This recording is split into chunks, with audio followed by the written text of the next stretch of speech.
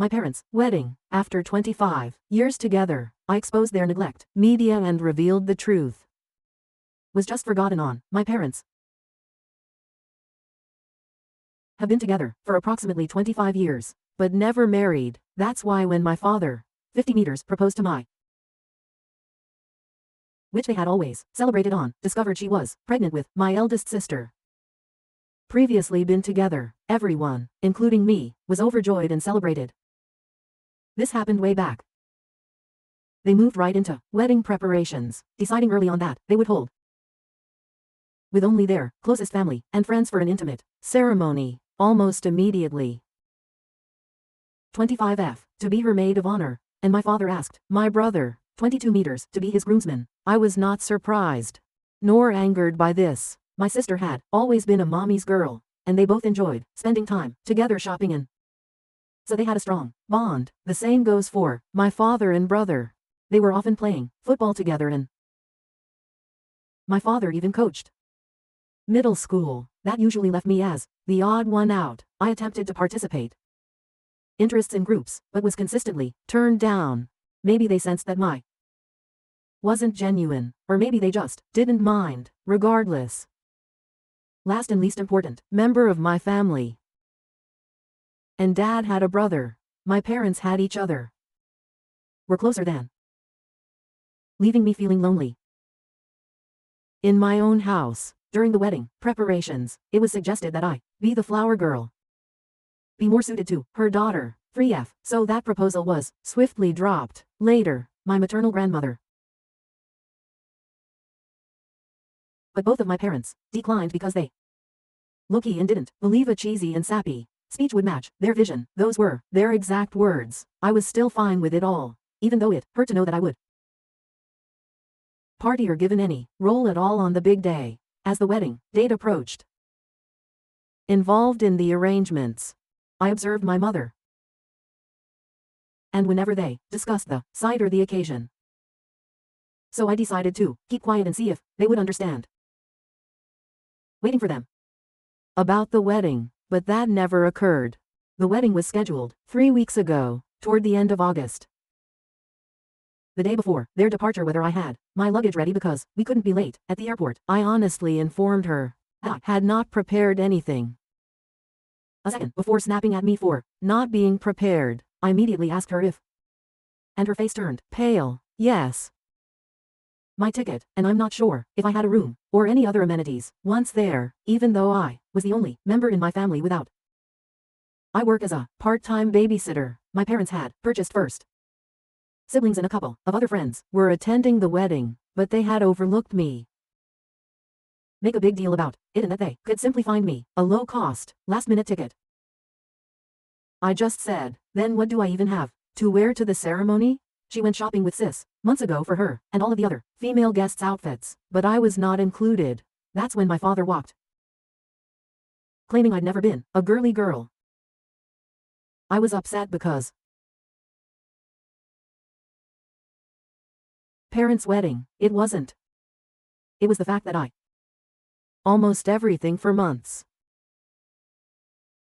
Entitled in. As if that was. Ignore their child. That if I kept this attitude, I might as well skip the entire event. Defiant fine. The next morning. Hawaii without me. The ceremony was tiny, but they all shared numerous and Facebook about how magical the entire week was. Images, and began asking my parents why. Unfortunately, I got COVID before the trip.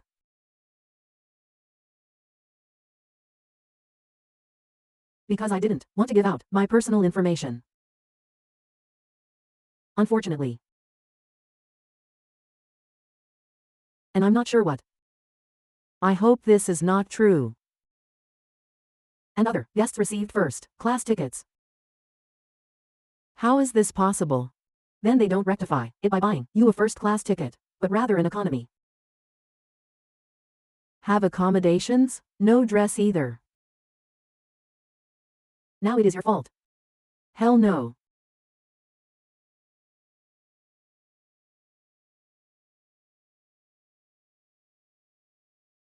was allegedly fully booked again.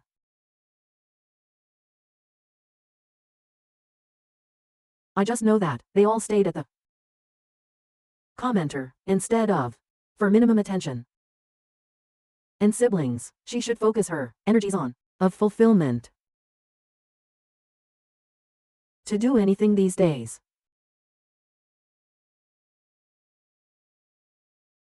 Want to leave? I'm not sure how though. Or a job right now, and the thought of going out. I don't want to drop out, but I want to go somewhere. But I didn't want to. If she is PLA.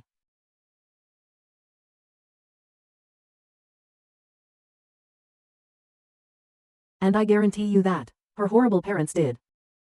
In any way. Oop, before all of this.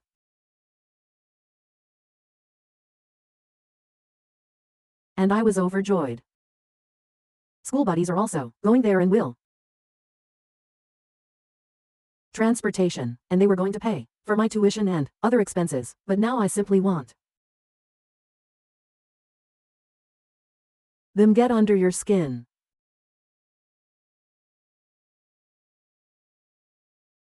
Depart as soon as you feel secure with your money. There are Facebook groups and other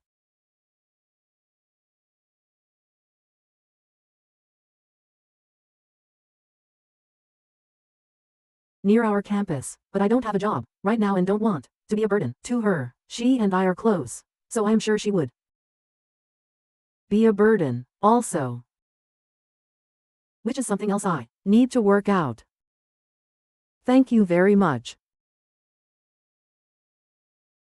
And my family's comments. For all that had happened to my article and all of your support, I felt reassured with my acts and thoughts for my family. Dealing with feelings of guilt and melancholy, but anytime I start to spiral, much this community.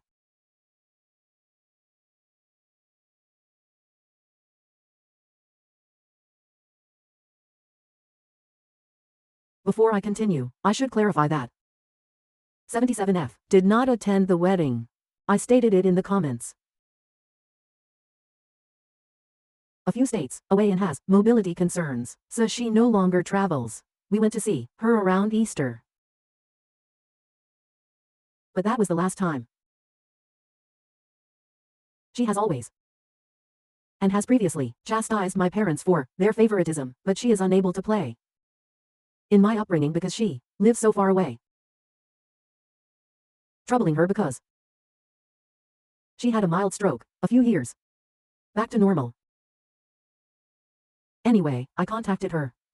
Everything about the wedding, even how my parents didn't. She came to the same.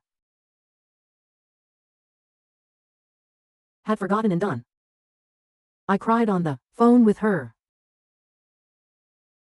Forever, how I felt in the aftermath, and most importantly, my need to go.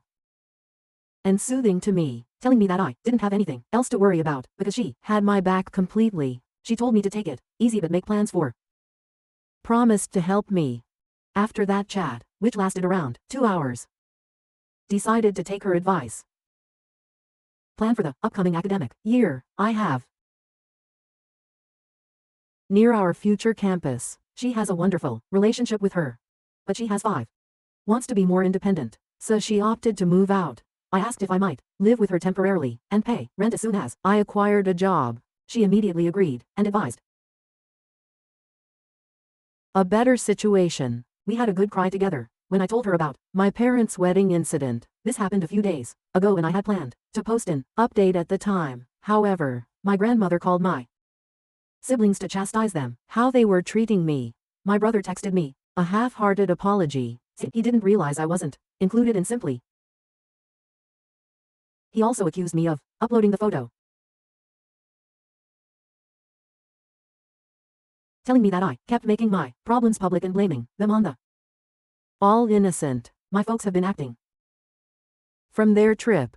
They berated me and were outraged at first, but since then, we've just ignored each other. After my grandmother called them, they came into my room If I wanted to put this whole thing to rest, I needed to stop talking about it. They say it would have all been over if I'd only kept my mouth shut. I requested them to leave my room and contacted my grandmother again to explain what had transpired. She then told me that she and my uncle, my mother's older brother, had bought plane tickets to see me. I was honestly concerned about this because my grandmother's health isn't great, and this of work is too much for her.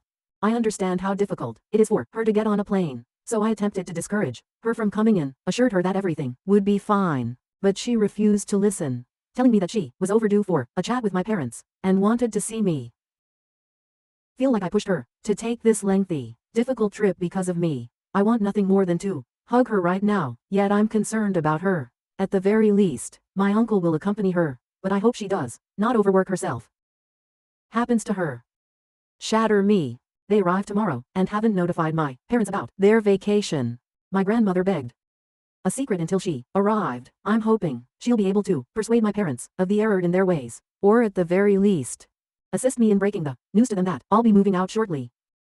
Maintain no contact. I'm concerned about her having to and troubling her, but I also admire and love her for everything she does.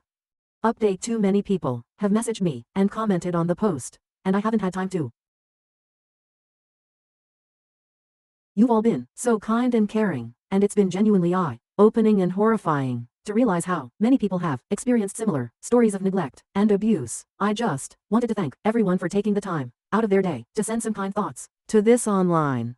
This update will be lengthy, so I apologize in advance. I'll just resume where I left off. My grandmother called too. She was coming here to see me and help me out. I was quite concerned since my grandmother has a difficult time traveling, so taking this trip would put her under a lot of stress, and I felt responsible for her because I was the one who contacted her. She came early Monday morning with my uncle, and I went to pick her up at the airport. Not going to lie, it was an extremely powerful and emotional experience. As soon as I saw her, I went to her arms and burst into tears. I'm not sure if I could tell her anything because I was crying so hard.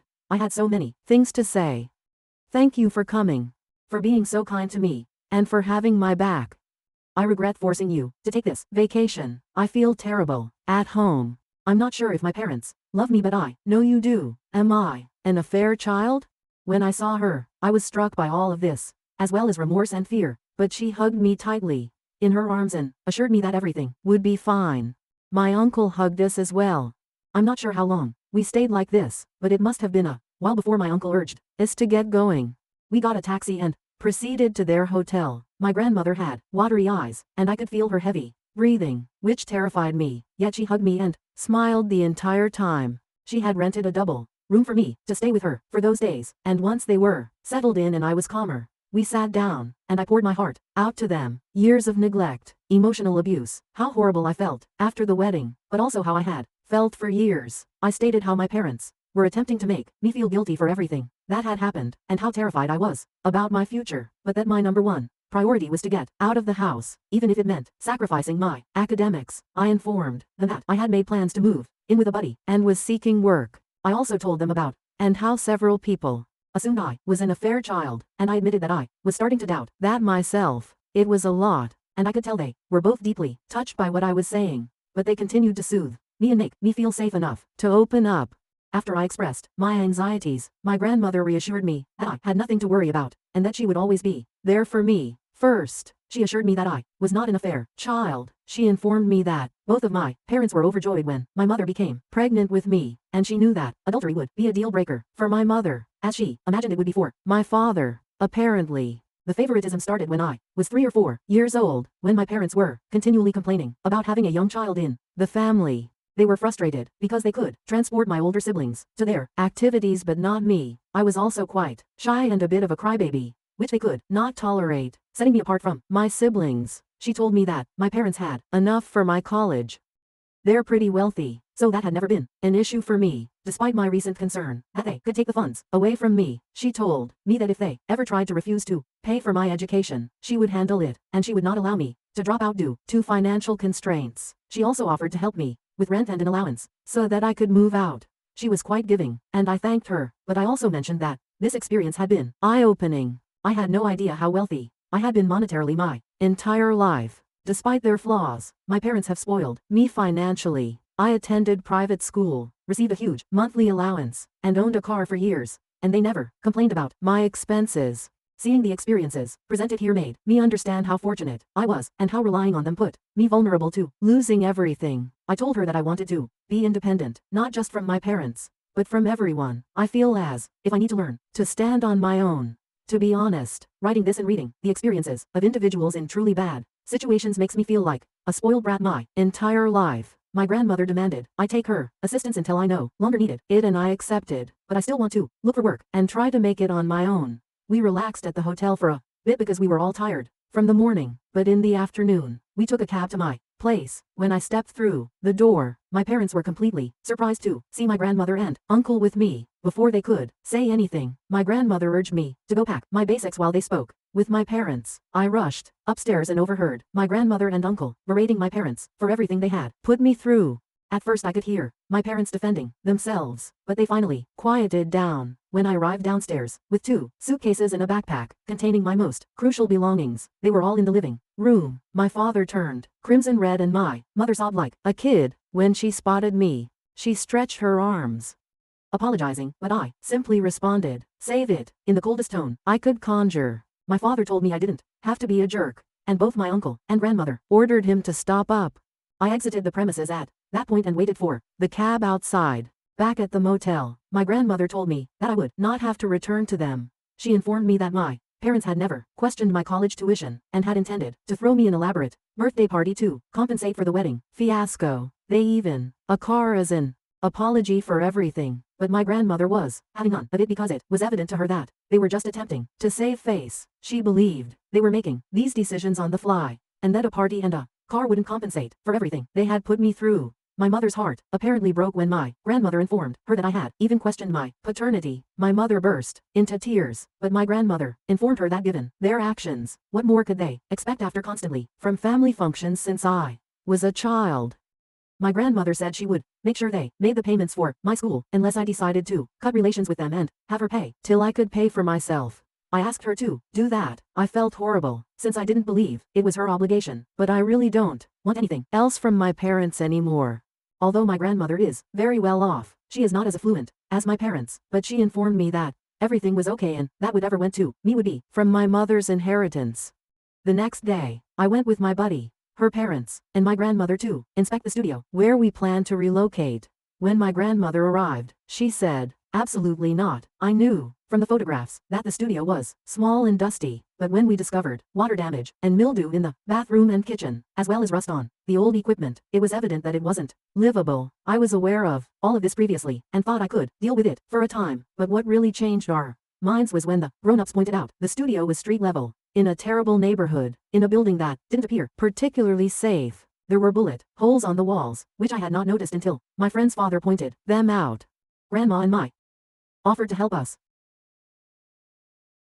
area and cover the fees. Both my friend and I want to be self-sufficient, but we realized that, with potential minimum wage employment in such a high-demand region, we would be unable to get anything better on our own. So the plan is to hunt for a 2-bedroom apartment, and my buddy and I will pay what we intended for the studio, with her parents and my grandmother covering the rest. I know I'm still spoiled to anticipate aid from, but after seeing the studio in person, I honestly wouldn't have felt secure there. My friend's parents, who were aware of what I was going through, invited me to live with them until we found a suitable apartment, for which I'm really thankful. I've been staying in the motel with Granny since she leaves in a few days. Apparently, my friend, her parents, and my grandmother discussed before coming to me to ensure I had a safe place to stay until we moved into the apartment, which has yet to be discovered. I teared up as I thanked them, seeing how many people had rallied around me to give assistance. Since then, I've started moving some of my belongings from my parents' house and setting up my space at a friend's. Every time I return, my mother cries and apologizes, and my father has also apologized, but I stay distant and cold toward them. My sister called to say her mother was a wreck and that I was what I had done. Before she could say anything else, I hung up and blocked her. I was about to block my brother as well, but I noticed he had sent me a very long message in which he apologized repeatedly for all he had done and for not comprehending how horribly our parents treated me. He stated he had been doing a lot of self-reflection since Grandma called and realized he was mistaken in presuming I wasn't on the trip because I didn't want to go. He also regretted allowing our parents to exclude me for so. I replied briefly, thanking him for his thoughts but stating that I need space and am not ready to accept his apology just yet. I believe he is sincere because he has never been mean to me in the same manner that my sister has, only distant. However, I feel compelled to keep him at a distance for the time being. Keeping in touch with my family feels like the correct thing to do while everything is still so new. Maybe in the future he will show me that he is just as vicious as everyone else, and I will block him. However, as long as he respects my boundaries, I feel better not cutting him off totally. I've also scheduled an appointment with a therapist who specializes in neglected teenagers, and my first preliminary consultation is next week, which will be sponsored by my grandmother. This makes me even more eager to get a job to relieve her of the load, despite the fact that she has repeatedly stated that she is willing to do everything for me. That's where things are right now. I'm not sure if I'll blog again. Maybe after I start classes or move into my apartment, but for now, I'm just trying to spend time with my grandmother and uncle. I'm working on learning to grow and overcoming the feelings of guilt and depression that have haunted me for so long. I'd like to thank this community again for being so nice and helpful to me. To everyone who has messaged me with their own personal stories of being kicked out or having to make it on your own at such a young age, you've made me feel a lot less alone. You've also shown me that things can improve if I work hard for them. I feel lucky because I have such an incredible support system in Uncle and Buddy. But you're right, reaching out has been the finest move I could have made. Opening out about my sentiments to those that love me, as well as all of my internet pals, has genuinely saved my life. So thank you. I am more appreciative than words can describe. Commenter, I'm curious. When you returned to collect your belongings, what exactly did your folks say? Oopie, every time I've gone there, my mother has been crying and saying I'm sorry again and again, but I haven't talked to her, so she hasn't expressed anything in particular. I also haven't given her a chance. My father has largely remained silent, staring at me whenever I enter and depart. When he apologized, he said something along the lines of, I'm sorry for everything, without acknowledging any fault on his part. I'm not sure if they're shocked by all that's going on. I'm overwhelmed, and haven't had time to digest it all. Or if they don't believe they've done anything wrong and are simply acting for grandma. I honestly do not know. Commenter, don't chop off your nose to spite your face when it comes to college money. Your parents are responsible for paying the entire bill. Don't burden yourself with that expense when they can cover it. It's the absolute minimum they can do. Oopie.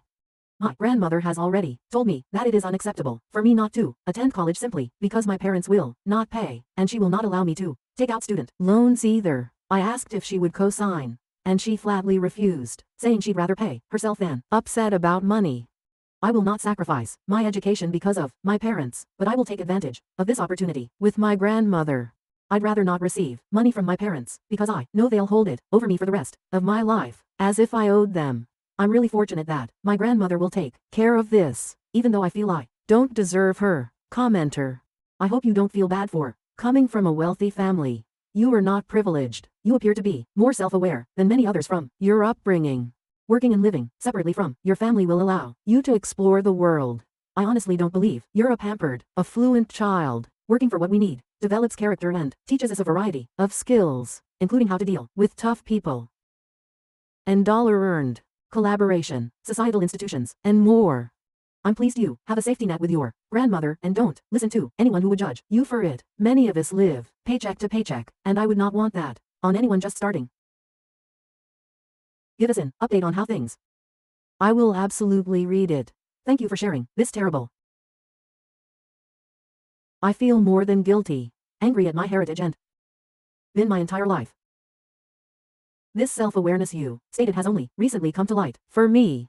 When I initially clashed, I didn't think about money or how I'd support myself. That's always been a given for me, which is wonderful, considering I'm still under 18. Reading posts from others who have had to deal with the being neglected, cutting off their family, I realized how out of